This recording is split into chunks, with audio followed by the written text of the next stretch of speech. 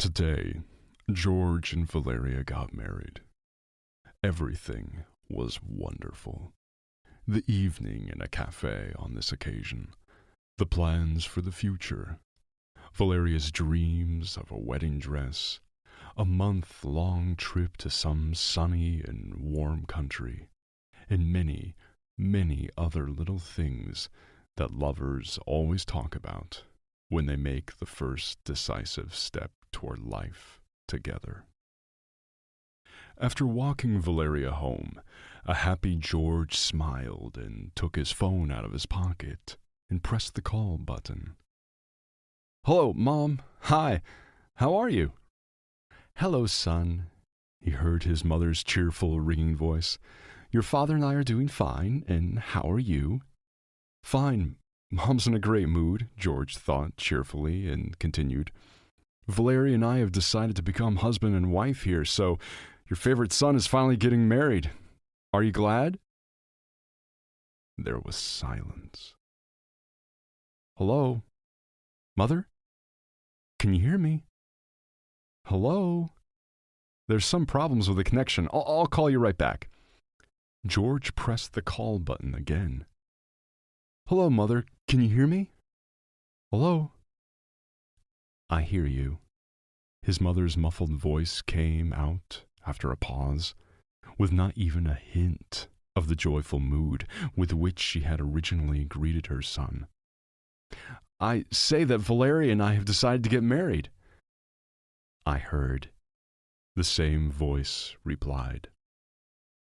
"Well, and—" "I don't understand something," George mouthed still cheerfully.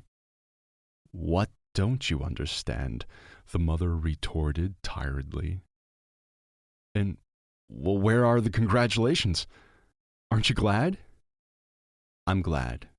I'm very happy for you, son," replied the monotone voice, and after a pause, "Son, it's late now, and I have to work tomorrow, so we'll talk about it tomorrow, okay?"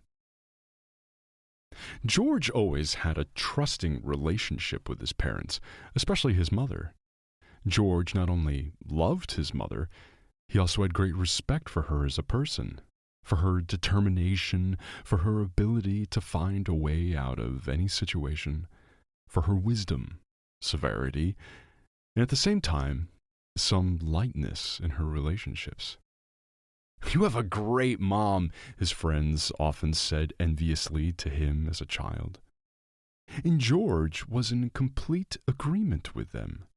In his school years, then in his college years, and even now, when he worked in a good company, in a good job, earning several times more than both of his parents, his mother was still the coolest, and her opinion was always important to him. His mother was acquainted with all of his girlfriends and always supported all the wild fantasies of a life together with his next girlfriend. His girlfriend liked George's mother, Anna, as well, and after meeting her for the first time, they were no longer depressed about how to behave in the presence of Anna. All except Valeria. It all started with the picture. Here we have to digress a little and go back 14 years, when George went to university and started dating a pretty girl named Betty. Everyone falls in love quickly in adolescence, and the crush passes just as quickly. But that's not important. What matters is that in those short periods of falling in love, young people really are the happiest people on the planet. And of course, it is maddening to at least share the great joy and happiness with the people closest to them. George was no exception. And when one day the guy, slightly embarrassed, asked his mother, "Hey, Mom, can I come with a girl for Christmas?" Anna smiled and shook her head vigorously. "Of course you can."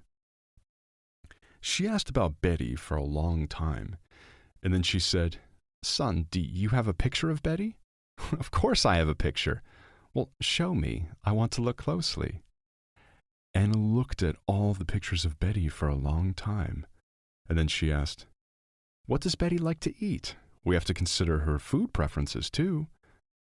I don't know, George replied confusedly. Find out right away and tell me.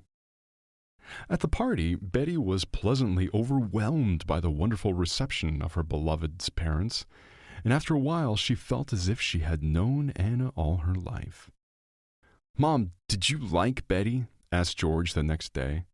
I liked her. She's a good girl, Anna responded cheerfully. Did Betty like it at our place? Of course, she was delighted. Well, that's nice. They talked and laughed a long time then. George was very happy that his mother spoke so well of his girlfriend, and even the faults mentioned in passing, in his mother's opinion, looked cute and funny.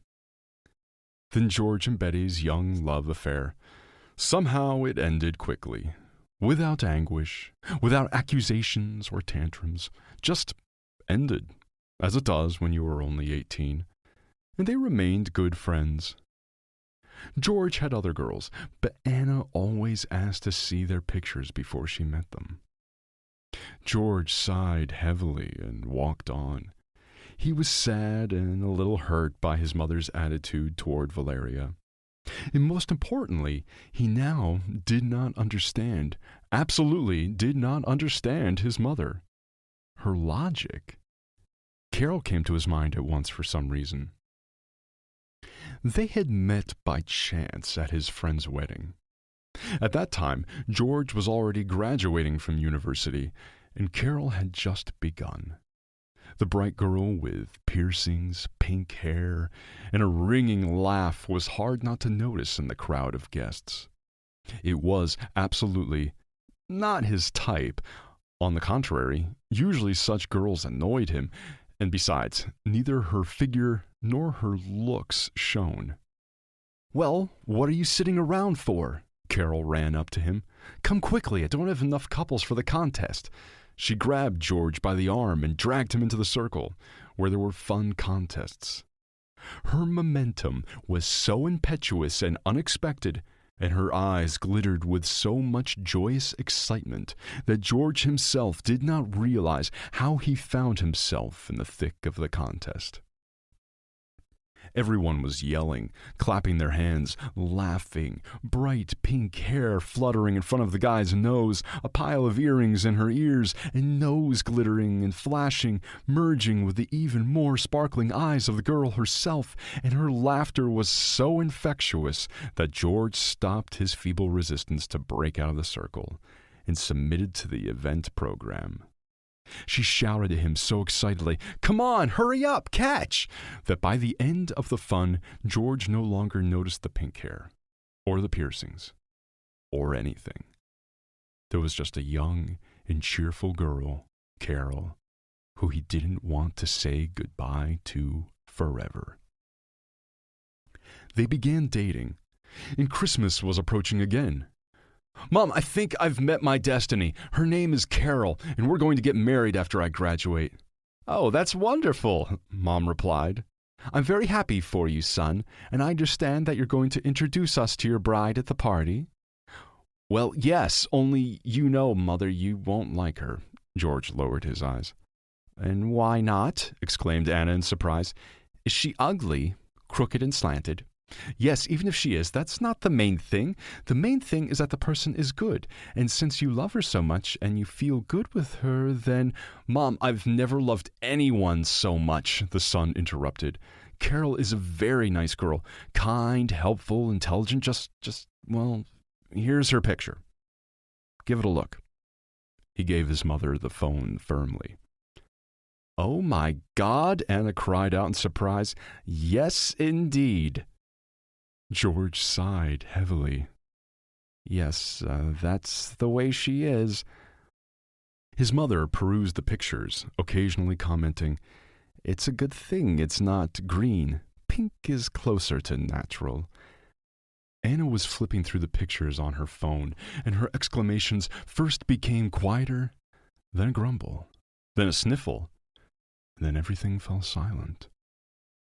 George waited patiently, picking words in his mind to justify his girlfriend's appearance. A very nice girl, Anna finally said, smiling. True, her appearance is strange, but the girl is very nice. Sincere. Here's this picture. Look, this is what happiness looks like. And all these extra earrings, she will take off herself in time. And I even like these in her ears. Beautiful and original. Yeah, she's already taken some of it off. There used to be more, George exhaled in relief. Did you really like her? Yes, you can see how much she loves you, and you're so happy. Mother talked at length, then about the pictures and the people in them, and the energy. But George hardly listened to her. He felt even happier that Mother liked Carol. These memories made it hard, even dry in the throat. George loved Carol very much. Why did he love her, though? He still loved her, somewhere deep down in his heart. He just tried not to think about her all those years. Then, 9 years ago, they had parted. And even now, George could not say exactly why. Carol had been the initiator. She had cried, saying she loved him very much, that she was terribly sorry, but she could not marry him now. And in general, it was better for them not to see each other anymore.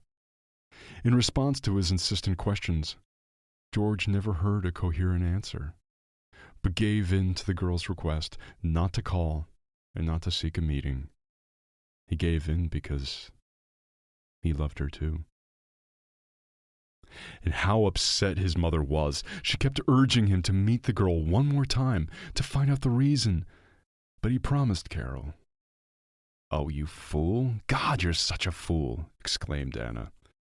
Mother, I beg you, let's close the subject. All right, let's close it, but you're making a mistake. It is my mistake, Mother. Yours.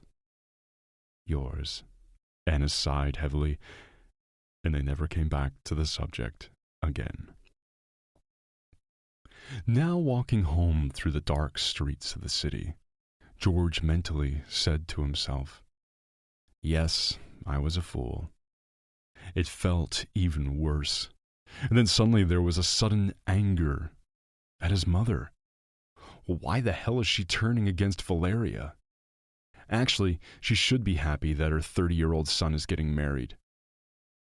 9 years ago, after breaking up with Carol, George tried to numb the pain of the breakup with work. Stopped going to fun parties with friends. He didn't want to. Work replaced everything, and it had its positive results. And now George was quite a successful and wealthy young man. But there was no simple human happiness in the form of a family. He had not met a girl who would make his heart race, ready to burst out or freeze to the point where it was hard to breathe. To be honest, George wasn't looking for anyone, because he didn't really want to. Anna was very proud of her son's success, and seeing that, George tried to work even harder, even better. He loved his mother very much. Mom, if I never get married, will you be very upset? George once asked. Why won't you get married? The woman exclaimed. I'm 30 years old now, and I haven't met anyone. There are plenty of good girls, but I never could love again. So you haven't met your destiny yet. But I may never meet her, and you'll be left without grandchildren. George smiled sadly. Oh, you've got something to be sad about. If you think I can't live without grandchildren, you shouldn't, laughed his mother. Well, seriously, believe me, son, you don't have to ruin your life just so I can have grandchildren. You're bound to meet another girl you love, and everything will be fine with you. They were quiet. George, how is Carol living now? Asked Anna very timidly. The son sighed heavily. I don't know. After all, we agreed then that she would call me herself if she saw fit, and I would not take the initiative. You were right, Mother. I was a fool at the time. But what can I say now? It's been so many years. She loved you so much. I'm so sorry. I loved her too, and I'm sorry too. George and Valeria met by chance. It was spring, the flowers were blooming, and that's what caught his girlfriend's attention. They were taking pictures. What a beautiful figure she has. George involuntarily slowed his pace, and suddenly, unexpectedly to himself, suggested, "Girls, let me take a picture of you together." The photo shoot was really a success. Valeria, the owner of an ideal figure and no less beautiful face, introduced herself. Their romance developed rapidly. In just a month, Valeria was already presenting George to her parents as her fiancée. George was very flattered to have such a beautiful girl by his side, and he wanted a family. Some moments in Valeria's behavior George did not like, but still something about her made his heart beat more often. So why shouldn't she be my wife? At least she's pretty, and how happy her mother will be, the boy pondered. Valeria hurried on. "When will you introduce me to your parents?" George didn't like it. You should be more modest, he thought. But Valeria arched her back seductively, flicked her perfectly painted eyelashes, and the idea of modesty disappeared. "Mom, what are you and Dad's plans for the weekend?" asked George. "None, just the usual, but what is this about?" His mother's eyes flashed with curiosity. "I'd like you to meet my girlfriend if you don't mind." George proudly held out his mother's phone, counting on his mother's approval. Anna studied the photo for a long time. George waited for the usual comments, but his mother was stubbornly silent. Finally, she held out the phone to her son and said just one word. "Beautiful." He waited for questions, but there were none. "Mom, what do you think of Valeria?" "She's beautiful," Anna repeated again, and then she fidgeted, starting to avert her eyes. "George, you're not a young boy anymore, and I don't want to meet all your girls like I used to. I don't need to. I'll meet the one you marry. Sorry." Then he realized that his mother didn't like Valeria.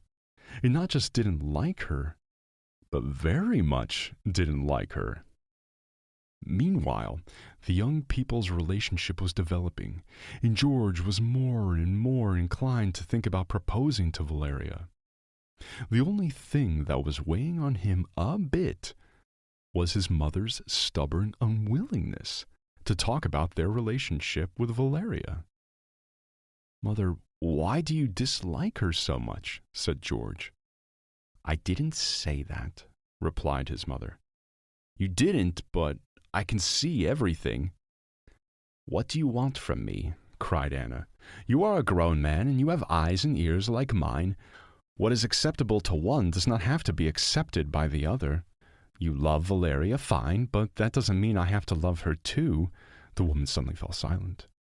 "Son, I can't explain my emotions for Valeria. After all, it's your life. I'm human too, and I could be wrong. Anyway, I want you to know that I will accept your choice and I won't make any intrigues." "I hear you, Mother." So today, George made his choice. He and Valeria decided to become husband and wife. And what a beautiful day it was. And his mother, she ruined everything with her indifference. George was hurt to tears. That's why he was angry. "You could at least pretend to be happy," George thought angrily. The next day, George was telling his parents about his and Valeria's wedding plans. The father asked something, clarified something, showing a keen interest in such an important event in his son's life. The mother, on the other hand, was stubbornly silent. "Mom, can you at least pretend to be interested in this?" George said angrily. "I can," Anna replied obediently and tried to smile.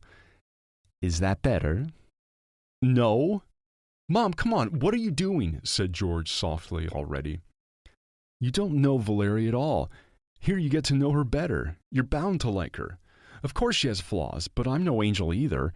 And her parents are normal people. Well, maybe you won't be very interested in them, but they're not bad. Yes, you're right, son. Anna interrupted him. I understand everything perfectly.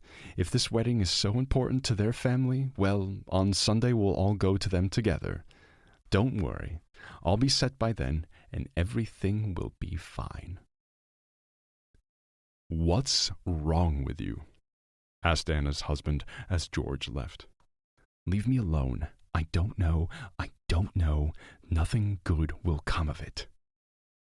That you don't like your future daughter-in-law is understandable, the husband grinned. But it's not like you have to live with her. Have you seen pictures of her? I've seen her. I think she's a very pretty and showy girl. It's understandable that George couldn't miss one. I wouldn't have passed by either. There. She's beautiful, and that's it. A very pretty shell, but underneath it is cold and empty. Anna, I'm sorry, but you're talking nonsense. It's not nonsense. It's not my fault that most people don't know how to look at pictures. You just have to look carefully. You can pretend perfectly, but a photo reflects just one moment, a split second, and out of the pile of pictures you eventually get to see the true person, their essence. And this Valeria doesn't even love George. She loves only herself, and she always will. Anna cried with helplessness. What can I tell him? What can I explain? Even you don't believe me. You don't take it seriously. And then after all, I'm just a woman. I could be wrong. That's why I feel so lousy and pretending, you know. I've always been bad at it. I really want to be wrong. Really. Do you believe me? I believe you. Don't cry. George is a grown man. Let him figure it out for himself. George, my dad's car broke down and it'll be in the shop until Monday, Valeria said into the phone. And my parents were going to go to the cottage on Saturday morning. Could you drive them? Because my mom is nervous. Valeria smiled. Yeah, no problem, George replied. Early Saturday morning, George drove his future in-laws to the summer house. He had been there in the summer. It was nice, fresh air, nature. When the father-in-law-to-be finally opened the gate, George froze in place, stunned by what he saw. The skinny dog and cat were staring at him. Are you still alive? Get out of the way! Get underfoot! The future mother-in-law shouted angrily, heading for the house. Let's get out of here. The future father-in-law stomped his foot, following his wife. The animals jumped awkwardly aside, seeing their owners off with a wistful look. That's Jack and Felix, isn't it? That's them, isn't it? George looked confusedly at Valeria, who approached. Well, yes, that's them, the girl nodded indifferently. I thought you took them into town with you when you left. No, Valeria wrinkled her pretty nose. Animals don't belong in a city apartment. But they will die here. You can't do that. The cat and the dog rushed towards George. Jack wagged his tail as hard as he could and whimpered pitifully as if to say, Well, where have you been so long? It's cold here and there's nothing to eat. You're back at last. And Felix rubbed diligently at the guy's feet and sneezed incessantly. George, come and help. Jose can't do it by himself, called the future mother-in-law decisively. What are you fiddling with those animals for?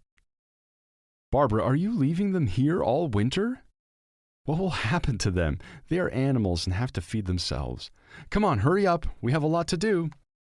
But they'll die. Then that's their fate. They quickly finished their business and got into the car, while Felix and Jack sat alone in the yard, huddled together and seeing people off with a desperate look.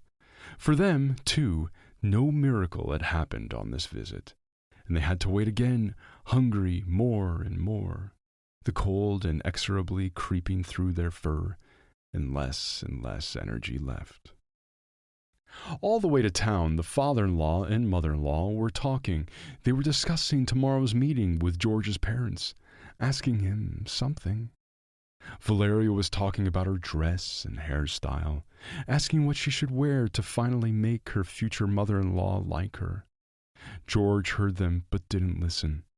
He was driving on automatic. and before his eyes flashed the image of Felix and Jack begging for help. "Well, finally," Valeria pronounced as the last bag was carried into the apartment. "Take me to a salon. I want to try to charm your mother tomorrow after all." A flirtatious smile bared her snow-white teeth slightly. A pride of superiority flashed in her eyes for a moment. "Valeria, don't you feel sorry for them? At all?" "Who?" "Jack and Felix." "God, you really are weird. Why feel sorry for them? If they don't make it, we'll get others in the spring. It's not the first time. Let's go charm your mother." Dropping Valeria off at the salon, he drove in the direction of the dacha village. In his mind, one by one, the ugly episodes from life and the behavior of Valeria. Then he didn't pay much attention to it, because he didn't want to. But they were. But Valeria herself was very beautiful. "Felix, Jack," George called to the animals at the locked gate. Come here, let's go warm. Come on, what are you?" The cat and the dog crawled outside and stared incredulously at the man. Felix sneezing constantly, his eyes watering and his mouth ajar as the kitty couldn't breathe through his nose because of a cold. George picked the cat up in his arms and opened the back door of the car. "Come on, Jack." He drove into town, gripping the steering wheel tightly, the hushed dog and cat, and thought angrily, "Beautiful, beautiful, soulless doll." Anna put her coat out in the hallway, getting ready for her manicure to go to Valeria's parents tomorrow. She calmed down and pulled herself together. Suddenly, the front door opened. "George, sorry, this isn't a good time. I have a manicure appointment for tomorrow. I'm running out." "Mom, no manicure here." And the son pulled a poor, sickly cat out from behind the sinus of his jacket, and his skinny dog sat quietly at his feet. "Who's that?" Anna's eyes rounded. "They're Valeria and her family's animals. They abandoned them at the cottage. I found out today by accident. There's no wedding." "What a horror!" Then the two of them washed the dog and the cat, dried them, took them to the vet. Jack was fine, but Felix turned out to be seriously ill and was given a course of antibiotic shots and vitamins. George took the animals back to his apartment. Near midnight, Valeria called. "I'm so beautiful," she said enthusiastically. "Valeria, you really are a beauty. After what I saw today at the cottage, we have nothing more to talk about. There won't be a wedding." George dropped the call and blocked Valeria's number. George dutifully took Felix to the vet, and one day he ran into Carol, or rather, he first bumped into the big old dog who could barely move his paws anymore. And when he turned his gaze to the owner, or rather his mistress, Carol? George! No longer did she have pink hair and piercings in her ears, no longer the sparkle in her eyes. She was a tired young woman standing before him. But something exploded in her chest, causing her heart to stop for a moment, and then to beat at breakneck speed. "I was so young and stupid then," Carol said, sitting on the bench. "I was curious about everything. I wanted to try it myself for the sake of curiosity. So I got into a cult. At first it was interesting and great, but when I had an epiphany, I couldn't get out of there.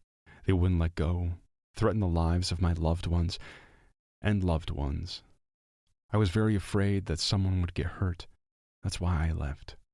Thinking that I could handle it on my own, I couldn't. When my parents found out about everything, they went to the police, but it wasn't that easy. Finally, they dealt with the cult, but my mother couldn't stand it, and she had a heart attack. I was the one who killed my mother. Why didn't you call me? I was waiting. I felt then that I had no right to happiness. My father sometimes looked at me like that. I know he blamed me for my mother's death. I broke down completely, morally. I don't want to tell you anymore." "And now, how do you live now?" "My son is 4 years old." "Does your husband love you?" "I don't have any husband. So, there was one, then he left, and left me his old dog. said he realized we weren't on our way. "Mom, I want to show you my fiancée." George held out his mother's phone firmly. "Oh, so that's Carol," exclaimed Anna, taking a long look at her picture. "Only she's very unhappy.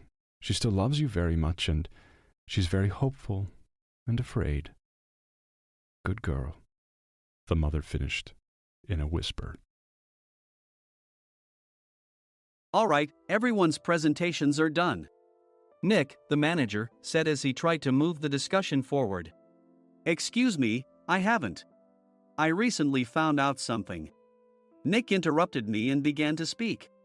There's apparently someone in this department who didn't graduate high school and is just a part-timer. Meetings should be for employees only. Absolutely right. His lackey, Mike, of course, agreed with Nick. I'm leaving.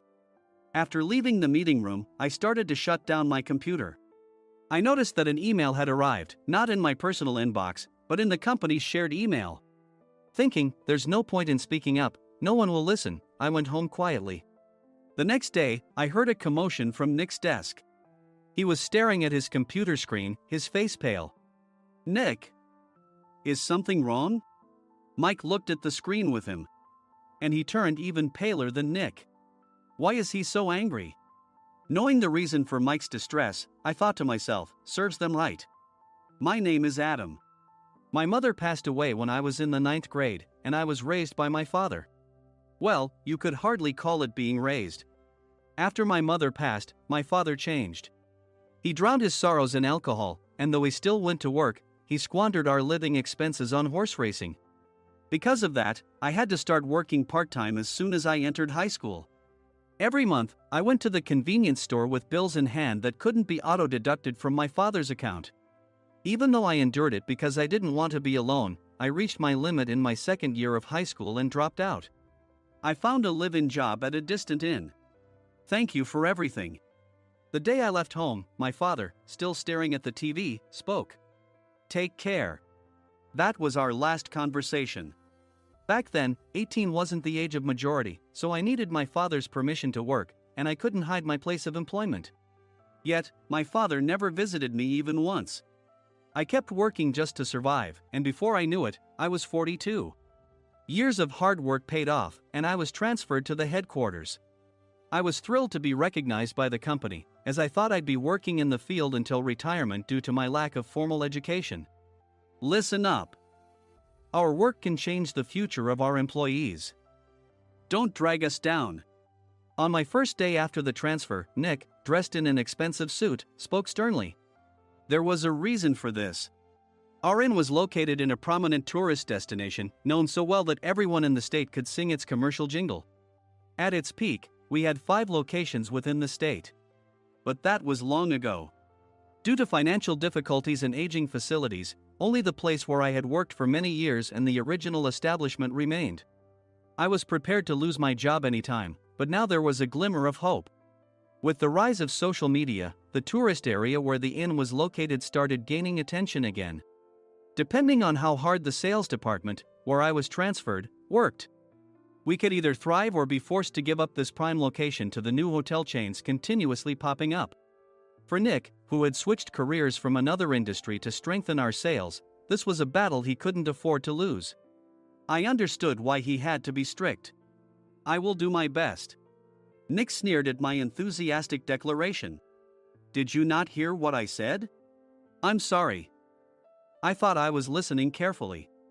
Out of habit from years of customer service, I apologized reflexively, though I had no idea what had offended him. Someone was watching me with a smirk. In this department, there are those who are expected to excel and those who have been shoved here because they have nowhere else to go. You are the latter. It was Mike, the section chief. He's 7 years younger, at 35. But he was called to headquarters much earlier than I was and had been moving around within the headquarters ever since. I'm not jealous, but I can't accept that he's my boss. Graduating from a prestigious university, he has an unusually high pride and caused many problems as a newbie, making things very difficult for me when I was the front desk leader. When I found out Mike was transferred to the sales department a month before me, I was disheartened. Mike is right. With just a middle school diploma, there's not much you can do. Don't even think about achieving results. As if I didn't exist, Nick remarked, I'm thirsty. Mike eagerly ran to the coffee maker. It seems Mike is Nick's lackey. I regretted being happy about my transfer to headquarters, wishing I had stayed on site forever. Send a direct mail to every company on this list by the end of the day. Nick only assigned me tasks that even a new graduate could handle. What? There are over 1,000 companies. You want me to send to all of them by today?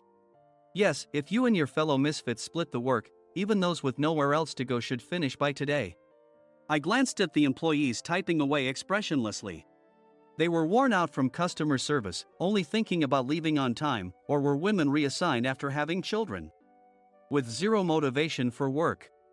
Even Sam, a new graduate from the same university as Mike, who was supposed to be among the expected achievers, had no enthusiasm for the job. Having joined the company wanting to do customer service. I don't care what they say, I plan to quit anytime, he said. Only Nick and Mike were highly motivated, making all the decisions between the two of them. I originally only wanted to work at the inn to survive and had no particular attachment to this job. I swallowed my words, thinking I had no right to reprimand them. About a month after the transfer, Nick told us with a frustrated look. To commemorate the 50th anniversary, we've decided to create a plan exclusive for one group per day. Originally, Mike and I were supposed to come up with it, but our president, Mr. Thompson, insists on hearing everyone's opinions. So, you all get a chance. As Nick explained, Mike began handing out prints. Make sure not to embarrass Nick. If your ideas are half-baked, you'll have to redo them. It seemed that they had printed his handwritten notes by Mr. Thompson, which included several questions and a section for free responses.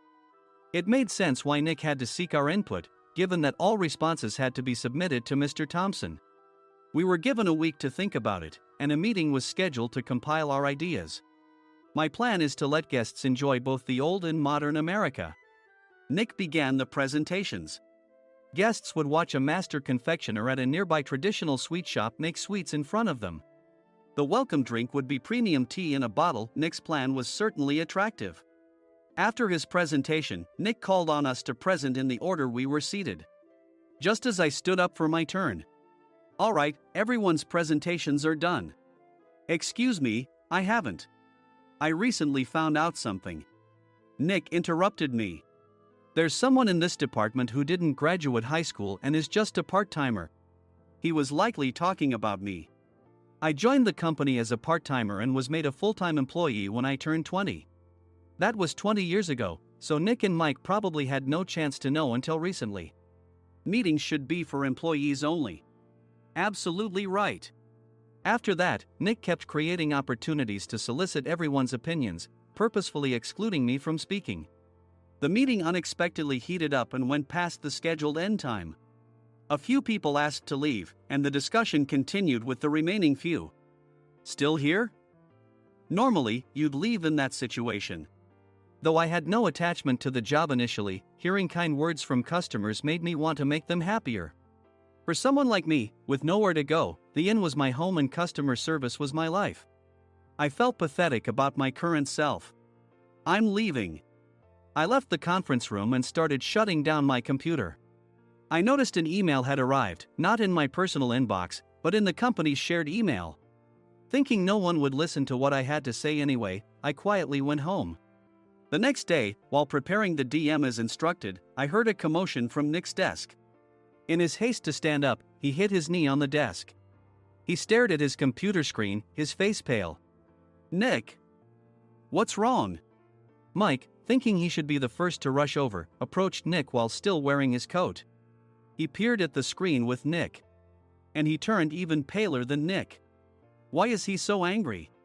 Who is responsible for this company? Nick, more irritated than ever, asked, and Mike answered without checking. Probably Sam. Sam wasn't there because he was attending a morning training session for new hires. Nick gave up on getting angry and returned his gaze to the screen. They were looking at an email that arrived right after the end of the working day yesterday. Apparently, no one, including me, had checked it before leaving. The email was from a large company that used us for their annual employee trips. The president and executives of that company also frequently used our services personally. President of the company, Mr. Mason himself had declared that neither he nor his company would ever use our services again. Well, some companies cancel their employee trips or stop using our services due to financial struggles. Let's just move on. Mike kept wiping the sweat from his forehead with a handkerchief. Knowing why Mike was so agitated, I quietly watched their interaction. Do you know how much revenue we get from that company? We can find other guests to fill the rooms, but we'll lose the banquet costs, gift shop revenue, rental car fees, and more. Moreover, the gifts were supposed to be prepared by the traditional confectionery shop involved in Nick's proposed plan. If it's known that we incurred such a huge loss at this critical time, Nick's position in the company would be jeopardized. Nick took a deep breath, seemingly trying to calm himself. All right, Mike. Go to New York right now and apologize to Mr. Mason. What? You're coming with me, right? I have urgent work to do. I trust you, which is why I'm entrusting this to you. Please. Mike, believing Nick's sincerity, agreed with a determined look on his face, saying, yes. That's Nick for you. Even if Mike went to apologize, Nick would shift all the blame onto him if the client didn't change their mind. Well, it was Mike's fault to begin with, so it served him right. About 3 hours later, Sam answered a call from somewhere and repeatedly apologized, saying, I'm very sorry. Everyone watched to see what was happening. After ending the call, he informed Nick with a weary tone. When Mike arrived at the client's company, he only made things worse, further infuriating Mr. Mason. He was demanding, get his boss here immediately. It was no wonder Sam was exhausted, dealing with such a call right after returning from training. What is that idiot doing? All right, Adam, you're coming with me. If sacrificing Mike didn't work, then I must be next. Normally, I'd want to refuse at all costs, but I saw an opportunity in this situation. If I can be of assistance, I'd be happy to join you. I immediately followed Nick, and we flew to New York. When we introduced ourselves at the reception, it became clear how serious the situation was. As the receptionist personally escorted us to the president's office. Angry voices leaked through the door, making both Nick and me uneasy. Excuse me. I'm Nick, the supervisor. I understand my subordinate has caused you trouble, and I deeply apologize. Nick, with his experience in the corporate world, knew enough to offer an apology before excuses. However, his customer service skills left much to be desired. I sighed as I saw Mike trembling like a small dog in the corner of the room. What kind of training are you giving your subordinates? Mr. Mason glared at Nick with a red face. The intensity of his gaze made even Nick take a step back. Regrettably, I joined this company only 2 years ago and was unaware of Mike's issues. I should have identified his shortcomings sooner. Indeed. I should have realized sooner. No sensible person would come to apologize and then give a lengthy presentation on the drawbacks of not using their in. Nick froze, his mouth slightly open. Suspecting the worst, I picked up the documents that had fallen to the floor. It seemed Mike hastily prepared these documents on the plane, listing the disadvantages. Disadvantage 1, if you change the venue for the company trip, employees might suspect it's for cost-cutting reasons, leading to a negative impression. Reading it aloud half-jokingly, Nick snatched the papers from my hand and checked the contents with a furious expression. Among the stack of documents was a receipt from a nearby convenience store's copy machine. I felt a pang of dread, hoping he hadn't shown the receipt as well. What do you think he said when I asked what kind of nerve he had to do this? I'm very sorry. Faced with the dire situation, Nick must have thought there was nothing left to do but apologize. In a voice smaller than I'd ever heard from him, he uttered words of apology. He said, I'm a Harvard graduate. I don't believe I said anything wrong. Mike. What have you done? Forgetting his plan to pin the blame on Mike, Nick yelled loudly, even in front of Mr. Mason. I didn't do anything wrong. You're still saying that? Look at him. Mike pointed at me with a shaking hand. I was assigned to headquarters in my 20s and now I'm a section chief. This guy only made it to headquarters at 42. Everything I've done proves I was right. So why are we losing the contract? Having said his piece, Mike collapsed to the floor. Of course. You were sent there because you had nowhere else to go. Mike never expected to hear such words from someone he looked down upon. He lunged at me, and Nick hurriedly stepped in to stop him. Mr. Thompson told me Mike is a quick thinker, and to take good care of him. There's no way he was pushed aside. Don't make things worse here. He didn't say quick thinker, he said only quick-witted, didn't he? I don't remember that part. I recalled the many troubles Mike caused when he was a newbie. When Mike was on the front line, his pride was so high that he never apologized to customers. Customer service, especially in our job, doesn't work alone. It brings both good and bad situations. If the front staff or housekeepers made mistakes, or the cleaning company didn't properly clean a room, one had to apologize to the customers regardless of personal fault. Mike, in such situations, would never apologize, insisting he wasn't at fault. This often angered customers, and as the front desk leader, I frequently had to apologize on his behalf. He caused complaints and disrupted operations, which is why he was quickly moved to headquarters. In departments where he didn't interact directly with customers, his quick thinking was beneficial and things went well. But it seemed his flaws were starting to show. Corporate reservations are supposed to be entered into the system by the sales representative. But a quick check yesterday revealed that more than 10 items were missing from the client's reservation. The handover document clearly stated what needed to be prepared. Why didn't you enter it into the system? Why do we have to give them special treatment? Filling rooms near the banquet hall, setting up all the food in advance. Specifying the brand of wine, they're too demanding. No wonder he always angered customers, I thought, feeling a headache coming on. Grouping them in rooms near the banquet hall is for our benefit too. It makes it easier for the staff to set up beds and serve breakfast since everyone's schedule is synchronized. As for the other requests, Mr. Mason suggested them to lighten our load. I didn't know that. Nick finally seemed to realize that Mike was the one who had angered the client. What did you say to them? I just told them we wouldn't give them special treatment anymore. We shouldn't waste effort on things that don't bring in money. I was utterly exasperated at his lack of understanding of customer service. Of course, we shouldn't comply with unreasonable demands. But carrying over successful practices from past stays makes customers feel remembered and enhances their experience. Good memories encourage repeat visits. That's part of our job. I looked down at Mike, who was sitting on the floor. In our job, nothing is a waste. Mr. Thompson likely moved you to the sales department, hoping you'd finally understand this. How do you think he feels now that you failed to meet his expectations? Mike, tears in his eyes, fled the president's office. I was amazed he still hadn't apologized. You have it tough, Adam. It's okay, we're all employees of the same company. I deeply apologize for this disrespectful incident. Especially after all the care you've shown us. If it weren't for you, Adam, I really would have stopped staying here. When I heard you were moving to the sales department, I was willing to reconsider if you handled it. Seeing us talk so amicably, Nick's face contorted. Do you two know each other? Adam's service is excellent. I always requested him specifically. Normally, we don't accept specific staff requests, but we made an exception for Mr. Mason, adjusting my shifts accordingly. He had personally stayed at our hotel just before my transfer, and during casual conversation, I mentioned, I'm moving to the sales department soon. If I hadn't told him then, things could have been much worse. Please continue to take care of us. I look forward to it. On the return flight, Nick awkwardly offered me a can of beer.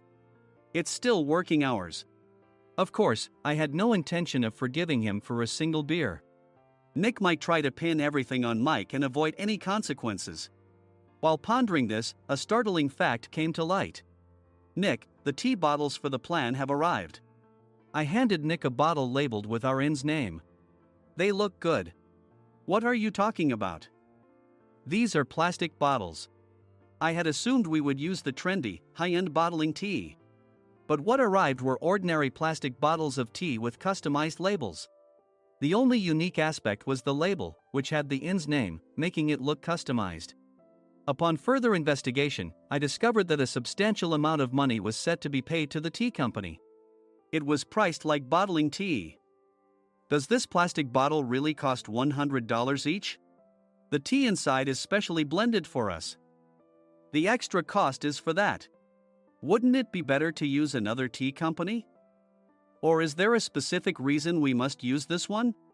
As Nick continued to make excuses, I showed him a printed email. I informed the tea company's president, Mr. Mitchell, that we discovered irregular payments and he confessed. He said you two were high school classmates and planned to split the extra money. That idiot. Why did he confess? That's not important. You should worry about yourself, this could turn into a police matter. Opening the bottle cap, I suggested. How about calming down with this tea? It supposedly has a relaxing effect. Nick drank the tea frantically. In the following days, decisions were made about their fates. Mike was reassigned to the General Affairs Department, with no chance of transfer or promotion, as per Mr. Thompson's orders. As for Nick, since the payment to the tea company hadn't yet been made, he narrowly avoided legal trouble. Instead, he was encouraged to leave the company, and to avoid further complications, Nick submitted his resignation. Rumor has it that connections between HR departments have made it difficult for him to find new employment. Even though it was good to have those two gone, something unexpected happened in the sales department. Everyone became motivated and united in refining the 50th anniversary plan. In the end, my plan was adopted. We collaborated with the Tourist Information Center to provide personalized guides. The plan, tailored to the number of guests, was truly special for the 50th anniversary. Hey, is Adam's family coming to stay? I immediately booked that special plan for my family. Sam noticed it on the reservation list and quickly picked up on it. Yes, I'm inviting my father. That's great. I might invite my parents too. I lacked the courage to face my father just as Adam. But here, with the confidence Mr. Mason praised, I felt ready. The 50th anniversary plan was a perfect opportunity to reconnect with my father. I hoped to bring back the days when we could laugh together as we once did.